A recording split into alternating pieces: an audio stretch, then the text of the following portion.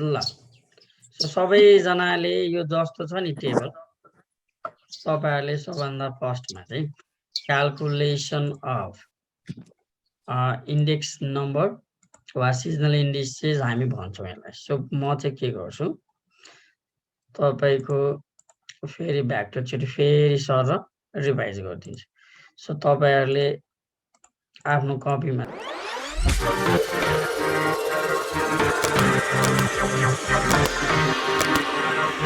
जाने एन्ड के गर्ने भन्दाखेरि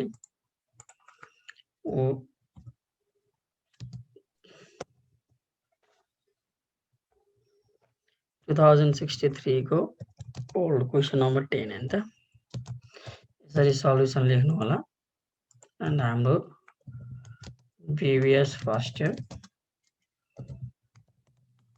बिजनेस स्ट्याटिस्टिक्स ल यसरी चाहिँ लेख्ने। So calculation of seasonal indices using simple average method ल यसरी चाहिँ तपाईहरुले मेथड चाहिँ गर्ने। सो अब यो लेखिसके पछाडी तपाईहरुले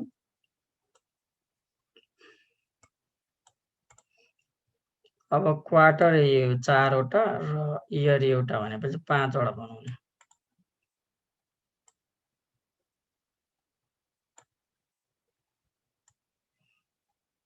ल सबैजनाले हेर्नुस् 4 भयो 5 भयो ल।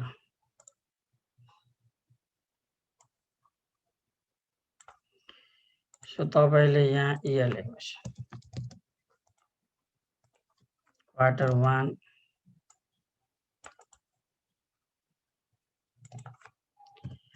क्वार्टर 2 क्वार्टर 3 क्वार्टर 4 यसरी चाहिँ पहिला जे क्वेशन छ नि त्यसलाई चाहिँ हामी कपी गरौँ टेबलमा।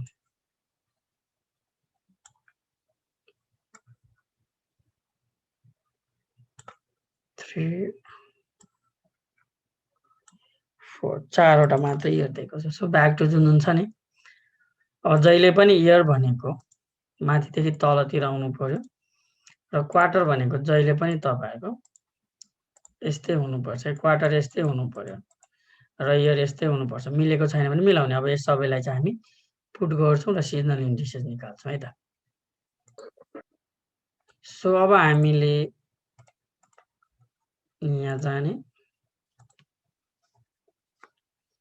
1998 1999 2000 2001 ल। अब क्वार्टर मा चाहिँ 370 370 400 330 410 390 410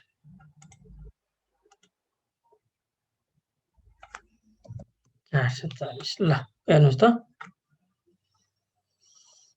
यति चाहिँ हामीलाई भनेको छ। अब क्वार्टर 3 मा चाहिँ 330 त दिएकै क्वेशनहरु हो, मैले केही गरेको छैन अहिलेसम्म, जस्ट कपी है 400 ल। र क्वार्टर 4 मा 350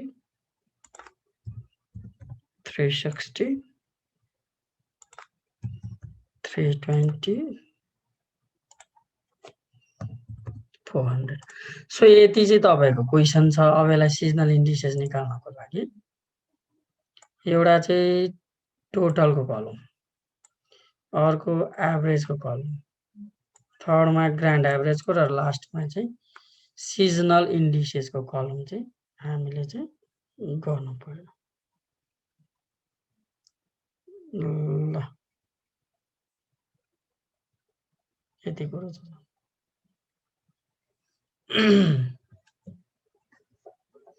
सो तपाईहरुले के गर्नु पर्यो,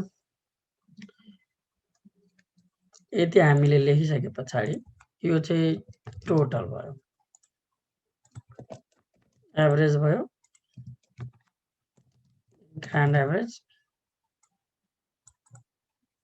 सिजनल इन्डिसेस। सो ल यति तपाईहरुले पहिला गर्ने। ओके, सो अब हामीले चाहिँ यसलाई टोटल गर्ने, सबैलाई यो छ नि, सबैलाई जोड त कति कति आयो, 367.5 आउँछ फर्स्ट क्वार्टरको। ए 1470 मतलब पहिला टोटल चाहियो।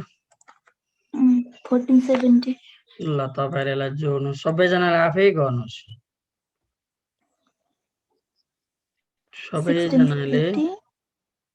सबैजनाले आफै तपाईको सबै टोटल गर्नुस् त। यति 1420 यति आउँछ कि आउँदैन हेर्नुस्। ल 1450। अब त्यस पछाडी हामीले के गर्छौं भन्दाखेरि नि तपाईको एभरेज निकाल्छौं। सो एभरेज निकाल्नको लागि चाहिँ सबैजनाले ध्यान दिनुस्, कन्फ्युजन यही हुन्छ। एभरेज भनेको टोटल बाइ एन, मतलब टोटल कतिवटा छ 1470, जसलाई एन भनेको कतिवटाले जोड्नु भएको छ, तपाईले कतिवटा जोडेर यो आएको, सो डिवाइडेड बाइ 4 छ। सो डिवाइडेड बाइ 4 गर्दिने, मतलब सबैलाई 4 वटाले जोडेको छ, त्यही भएर हामीले के गर्यौं, डिवाइडेड बाइ 4 गर्यौं। ल हेर्नुस् त यति आउँछ, यसलाई पनि टोटललाई डिवाइडेड बाइ 4 गर्दिनुस्। ल सो यसरी चाहिँ हामीले के गर्छौं, एभरेज चाहिँ निकाल्छौं। अब यहाँसम्म कसैलाई कन्फ्युज छ भने तपाईहरुले भन्नु पाउनुहुन्छ है त।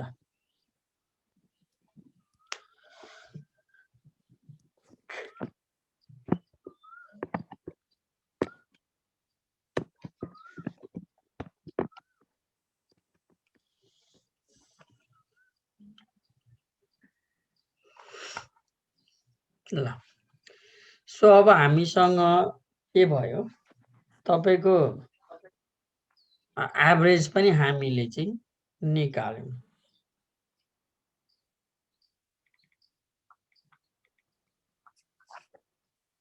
ल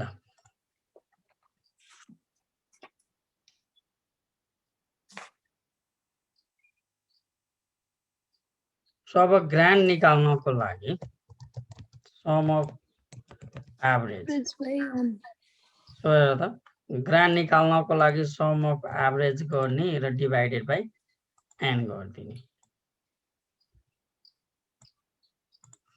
सो सम अफ एभरेज भनेको तपाईको 367.5 प्लस 412.5 प्लस 355 प्लस 357.5 जति पनि एभरेज हुन्छ त्यसलाई जोड र कतिवटा जोडेको डिवाइडेड बाइ त्यो पनि गर्दियौ। ल ल कति आउँछ, 93.28। ल सबैको यति आयो र हैन होला, बढी आउँछ।